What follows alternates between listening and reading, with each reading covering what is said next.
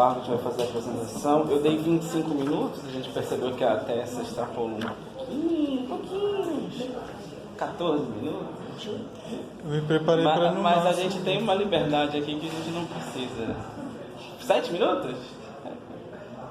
Parece que falta tanto, né? Para o debate? Não, a gente vai fazer uma fala, 25 minutos, mas eu aviso quando tiver que encerrar mais ou menos. Aí o debate é sempre no final. A gente vai fazer todas as falas e depois vai pro debate. Você pode apresentar o seu trabalho?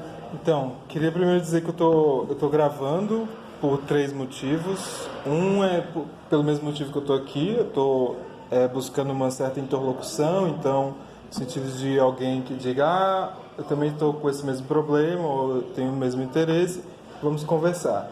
Da mesma forma que eu estou fazendo isso aqui, fazendo isso na internet. Segundo motivo, porque a universidade é pública. Então, em coerência com isso, publicar talvez seria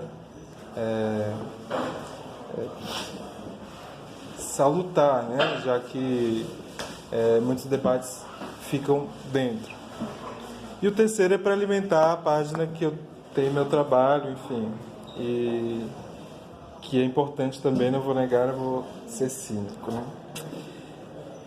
Minha apresentação eu dividi em duas partes. Primeiro, dizer da natureza do conceito na filosofia segundo Deleuze-Guattari, e dentro desse conceito, falar da velocidade. Então, a primeira coisa é dizer que nesse livro, que é o principal, que é a filosofia, eles apresentam o conceito primeiro como função da filosofia, criar conceitos e traçar planos, inventar personagens conceituais. Então tem essa trindade filosófica. Mas na medida que eles vão apresentando outros conceitos, a natureza do conceito vai mudando. Então, inicialmente, eles falam de conceito como um conceito stricto sensu, que seria da filosofia, e o conceito lato sensu, que seria de outros domínios, como na ciência, na religião, no senso comum ou na arte. É isso. E aí eu vou pegar um recorte. Então os próprios conceitos, que como eles apresentam, já tem um devir, já tem uma variação em função dos novos conceitos que eles vão apresentando. Então dar uma parada nesse movimento para apresentar um recorte desse movimento, tipo uma cena dentro de um filme, para tentar daí extrair um método. Mas a discussão aqui da velocidade, que é o objetivo. Então, o conceito, ele é a intenção. Em primeiro lugar, ele é a intenção. No sentido de que ele é composto de traços intensivos. Ele é da ordem da sensibilia, ou sensibilidade, enfim. No sentido de que ele é tanto percepção como condição para percepção. Eu posso não saber definir, e aí a diferença, o conceito não é discursivo, ele é da ordem da intensidade. Eu posso não saber definir, por exemplo, o que é o outro, ou o grande outro, ou o pequeno outro, enfim, o que é o outro. Mas eu posso reconhecer em alguém uma pessoa diferente de mim. E a condição para esse reconhecimento, para essa percepção de outra pessoa, além de mim, é o conceito filosófico. Então ele em todos esses campos, ele é condição de percepção, mas muda a percepção a depender da velocidade, como eu vou tentar, de alguma forma, colocar. Ele tem uma consistência, o conceito, que é a sua relação com os outros conceitos. Então, uma consistência que é externa a ele. Então, as pontes que ele é capaz de criar com outros conceitos dá sua consistência externa, ou exoconsistência, e uma consistência externa, que é do que ele é composto. Nesse sentido, com o próprio conceito de filosofia, é composto pelo conceito de conceito, que eu estou tentando destrinchar, e ele próprio composto de vários conceitos, e assim ao infinito, em fractal. Então, mas não existiria um conceito de todos os conceitos. E essa consistência é mais ou menos o que aí vem da linha nietzschiana, talvez, que o conceito precisa ter... Vamos pensar, metáfora é ruim, mas ela às vezes ajuda, né? Mas ela é perigosa porque sempre é traiçoeira, né? Mas pensar na consistência como uma paçoca. Tem conceito, tem consistência de uma paçoca. Tem uma forma bem delimitada à primeira vista, mas não sustenta o mero toque. Por exemplo, cultura, democracia, são significantes em geral, significantes vazios. Outros têm uma consistência de um pé de moleque, que é duro, é rígido. É ótimo para você manejar, por exemplo, na clínica, sei lá, mecanismo de defesa, não sei. Você pode perceber alguns fenômenos a partir desse conceito, provocar algumas torções, algumas operações, mas se você vai pensar, por exemplo, politicamente com ele já não presta. Então, essa é a rigidez. Então, buscar um meio termo, a consistência do conceito, nesse sentido. E o conceito, em terceiro lugar, ele é conhecimento, mas ele é conhecimento vinculado sempre a um problema, e um problema sem o qual o conceito não tem sentido, e só através do conceito ele pode ser percebido.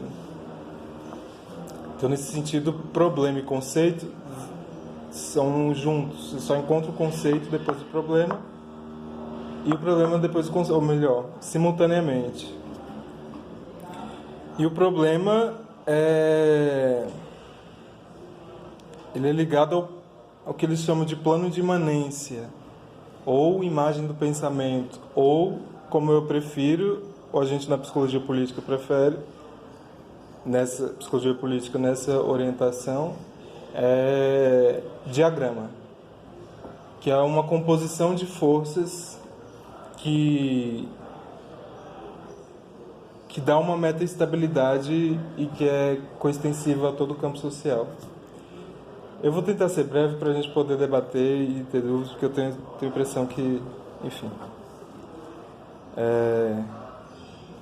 E o conceito tem uma velocidade. Então, e essa é a diferença entre o conceito na filosofia,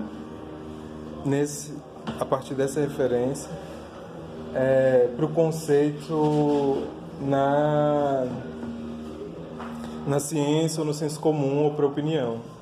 Todos esses domínios, na opinião, é como se o conceito fosse percepção e afecção. É tipo os exemplos que eles dão. A gente pode pensar, né? Petistas e bolsonaristas. Ou cada um percebe um aspecto. Ou um diz que o queijo é amarelo, outro diz que o queijo é fedido. Cada um percebe um aspecto em função da sua vivência, em função do vivido. Nesse sentido, ele se aproxima da fenomenologia do Russell, etc. Mas, enfim, não é esse o caso para o debate. Mas que ele diferencia porque eles são funções quando tem expressão matemática ou proposições quando são discursivos. E o encadeamento de proposições para esses três é que formam um discurso. Só que o conceito não tem nada a ver com discurso. O discurso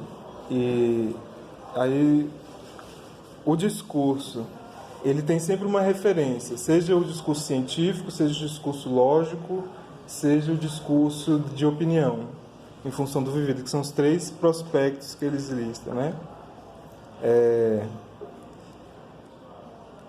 E a diferença é de velocidade, no sentido de que tanto a ciência quanto a filosofia criam, né? E a arte também. Só que a diferença é que, ao passo que a filosofia, o personagem conceitual, instaura um plano de imanência ou uma imagem do pensamento, o personagem conceitual como aquela terceira pessoa que fala pela boca do filósofo. Não é necessariamente filósofo. É o Zaratustra do Nietzsche, é o Sócrates do Platão, é o contrário, não sei. Enfim, vocês que devem saber com mais precisão que eu, mas é esses exemplos que eles dão. Naquele sentido de terceira pessoa, que é quando eu falo com meu filho ou com meu sobrinho, a terceira pessoa que fala pela minha boca é um pai, ou é um tio, ou é um professor com um aluno. Tem sempre esse tipo psicossocial. Então, que indica sempre a formação de um território. Só que o personagem conceitual é essa terceira pessoa que fala, que insiste e que vive pela boca pelo corpo do filósofo. Ele é que traça do caos ou das virtualidades caóticas, enfim, um plano de imanência. É a razão que eles chamam, essa faculdade é a razão que traça um plano de imanência. E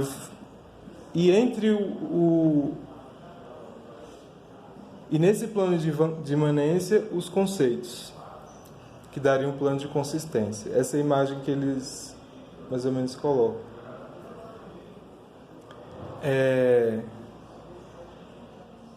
Só que na ciência você tem observadores parciais e aí um sistema de referência. E essa que é a diferença fundamental. Você tem referência no estado de coisas, no concreto aqui agora. Ao passo que a referência do conceito é o acontecimento, que está ligado ao estado de coisas. Aqui, por exemplo, pode-se extrair dele um acontecimento, mas não necessariamente, não é tudo acontecimento. E ele faz uma alusão ao estado de coisas, mas ele não ele tem uma dignidade própria, digamos assim, em relação ao estado de coisas. Por exemplo, então, os conceitos, por exemplo, força faz uma alusão a uma função científica e a proposições científicas, mas ele já é outra coisa na filosofia. Então, esses conceitos em ciência, que são funções e proposições, eles lidam com potencial, que eles colocam, esses autores, como virtualidades mais próximas de se efetuar. Que, por exemplo, na lógica modal, na análise do comportamento, por exemplo, você tem uma função que vai dizer uma variável independente em função da qual o organismo se comporta. Ou as possibilidades. E isso é importante para o debate tecnológico, por isso que eu estou passando por aí. Mas, enfim, eu estou aqui falando com vocês, eu posso continuar falando, possibilidade 1, potencial 1, eu posso subir nessa mesa e começar a dançar, possibilidade 2, eu posso cagar nessa mesa, eu posso sair gritando, eu posso beber uma água, eu posso escrever aqui, eu posso me emudecer do nada, eu posso começar um esquizodrama aqui. Então, são potenciais, são virtualidades próximas de se efetuar.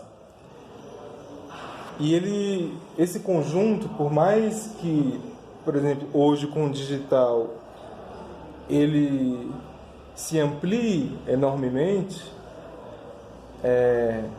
o Instagram pode calcular 100 extratos diferentes de cada pessoa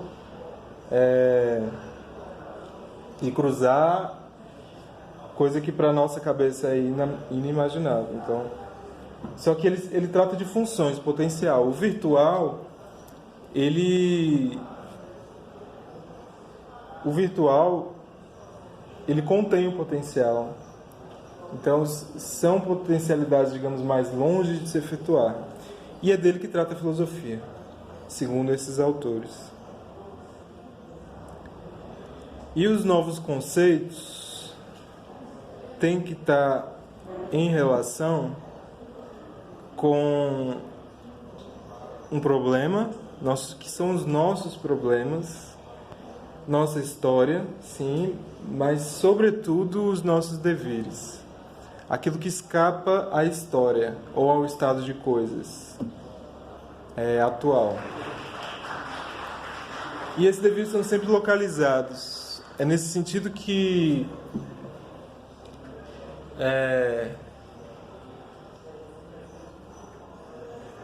então, a velocidade, ela seria o grau em que um novo conceito responde aos nossos problemas. Para pensar a velocidade, eu penso, por exemplo, no delírio.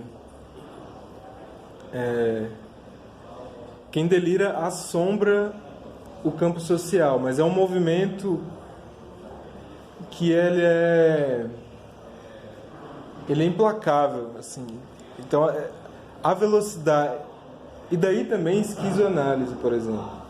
Esquizo é justamente desse fluxo que o delirante alcança. Que esse fluxo é o virtual, é o mais longe. E é no limite do capitalismo.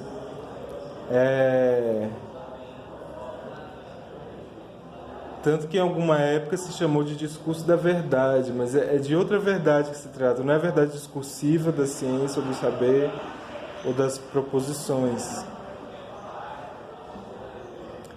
É uma verdade que está ligada justamente a essa velocidade.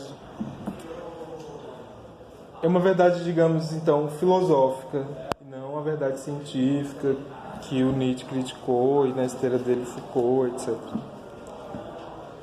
Mais ou menos como o Guattari, quando estava indignado depois de maio de 68, começou a captura do movimento, mais ou menos o que apareceu por aqui. Ele falava que a voz, depois de maio de 68, ou depois de 2013, apareceram os porta-vozes, mas a voz se portava muito bem sozinha e numa velocidade louca, quando as pessoas se fizeram multidão, né? Essa velocidade que se trata, assim, a verdade a gente sentia o que era a verdade. Então não se trata também de um subjetivismo, né? Se eu acho que a Terra é plana, se eu sinto que a Terra é plana, é isso, não se trata disso. Mas algo que é da ordem do sensível também. E que não tem que ver com a referência no mundo.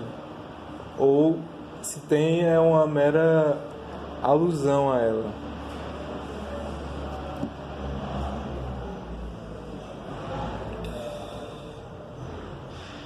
E aí, acho que, por fim, uma velocidade que atualiza o que seja para eles essa filosofia.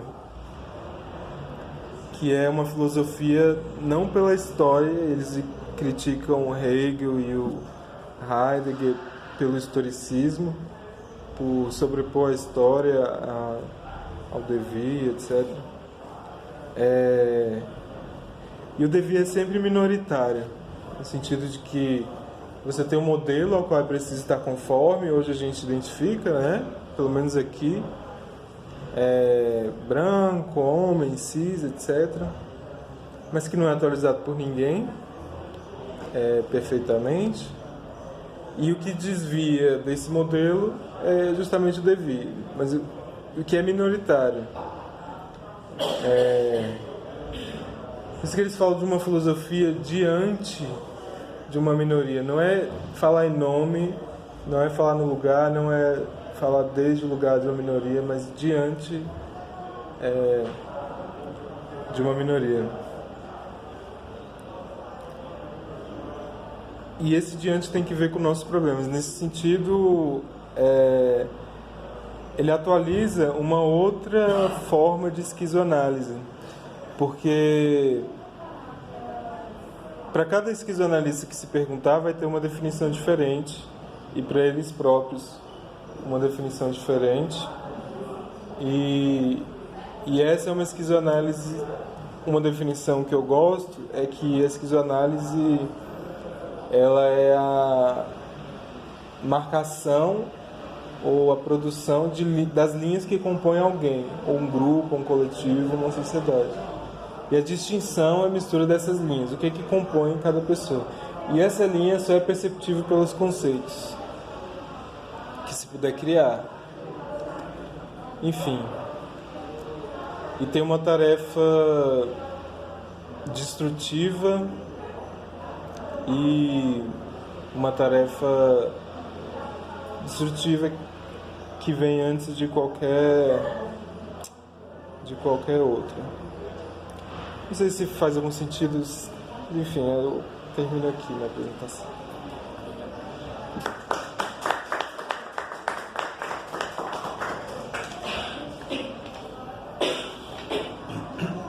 O 25 também, tá, Jéssica? Você se apresenta. Pode começar.